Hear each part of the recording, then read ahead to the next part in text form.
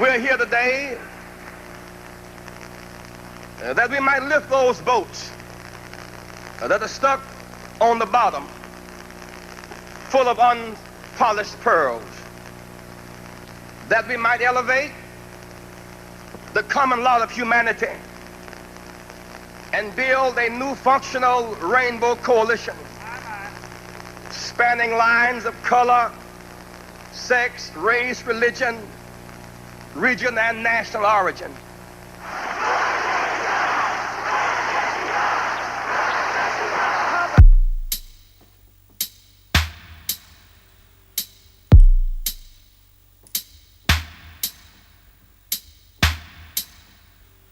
The story that Jackson told was an inclusive story. It was a story that talked about the people that are oppressed by the system and why they were oppressed and what they needed to do about it. And where did race fit into that? But not just race, because what was interesting about the Jackson campaign was its attention to gender discrimination, LGBT discrimination and oppression, the issue of immigrants. Much of this was driven by people on the left. This notion of run, Jesse, run was a slogan and a sentiment that was spreading around the country. Jackson did not appear out of nowhere, and I mean that on two levels. One was that Jackson himself had been an activist, but the other part was that the rainbow and Jackson's 84 and 88 candidacies emerged out of a political insurgency within Black America. It expanded beyond Black America, but it started with a Black electoral upsurge in the late 70s, early 80s. 84 in some ways felt like a protest.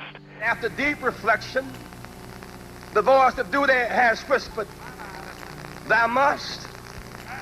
I rise to declare that I can and announce to you this day my decision to seek the nomination of the Democratic Party for the presidency of the United States. 88 felt like we were running to win. This was not a symbolic candidacy. This was a movement to win. And people that were involved in the campaign felt that. The most interesting question that modern American politics has ever seen, and will see, is will the 50% of the poor people, the working people, who are now not participating in the political process, who have given up, can Jackson get some of those people to jump in and say, you know, for the first time in my life, I'm poor, I got nothing, I can't pay my phone bill, I can't pay my health care bills, I'm going to vote because Jesse Jackson is standing up for my rights. Can he begin to get to those people? I think he can. So while in fact he may end up losing some conservative white votes, some racist white votes, I think there is a real chance that he could do what Mondale couldn't do in a million years, as that is to bring millions and millions of poor people and working people into the political arena who in the past never participated. That's the interesting question. The campaign sought out the sectors of society that were ignored, that were marginalized, reaching out to white farmers in the Midwest who were being ignored except by fascists, reaching out to workers that were on strike, workers that were being crushed, and speaking to them, addressing issues of foreign policy. My experience in foreign policy is more substantial than my competitors. I've been to Central America, met with its leaders, and Southern Africa, and the Middle East, and Europe. So I have a sense that if we use basic principles and consistent principles of supporting international law, self-determination, human rights, economic development, we'll have peace in Central America, peace in the Middle East, and freedom in South Africa. There was fear in the establishment circles. You could feel it. You could taste it. There was this fear that this candidacy could rise above all the others. Tonight, we are here to endorse the candidate who is saying loud and clear that enough is enough, that it's time that this nation was returned to the real people of America, the vast majority of us, and that power no longer should rest solely with a handful of banks and corporations who presently dominate the economic and political life of this nation. There was a serious question, could he actually get the nomination? Well, he didn't. We must never surrender. America will get better and better. Keep hope alive. Keep hope alive. Keep hope alive. And it brought together a very broad segment of left and progressive forces, many of whom had not been able to work together on anything for years, but suddenly realized that they shared something in common. That was what was unique. The people on the left that made a decision that this campaign was strategically critical, got into the campaign, dug in deep, and started building labor constituencies, building farmers.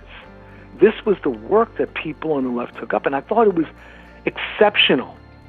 And it was another reason I was so disappointed when things unraveled.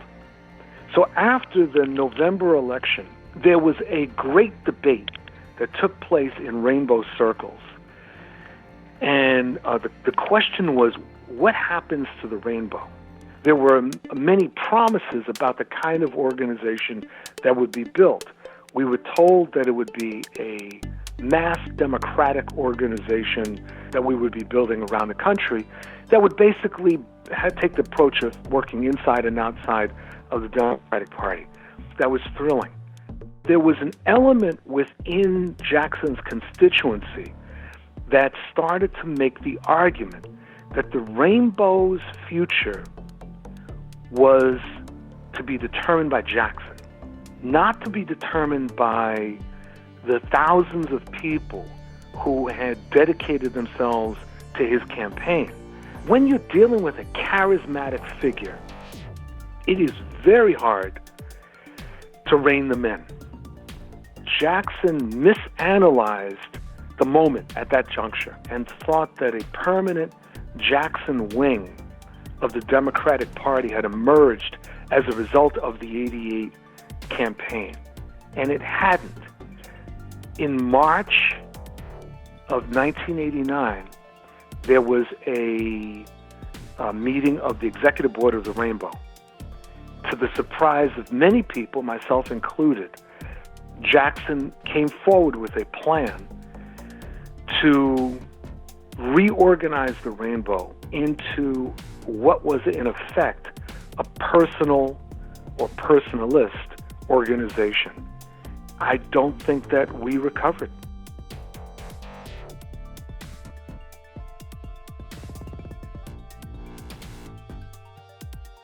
Things didn't play out the way we had hoped, but it was path-breaking. In terms of the issues that were brought to the surface, not like anything that had risen since perhaps the 1940s. Despite any weaknesses on Jackson's part as an individual, he has to be credited with the wisdom to have understood the nature of the moment up until late '88. And that's when the songs of the sirens misdirected him.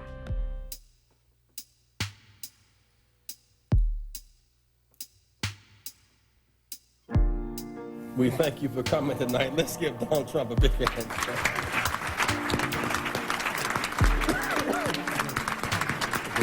A big hand for Donald Trump. Jesse started off by saying, most of the wealth in this country is in the hands of a few. And I thought to myself, is that a bad thing? What's wrong with that, Jesse?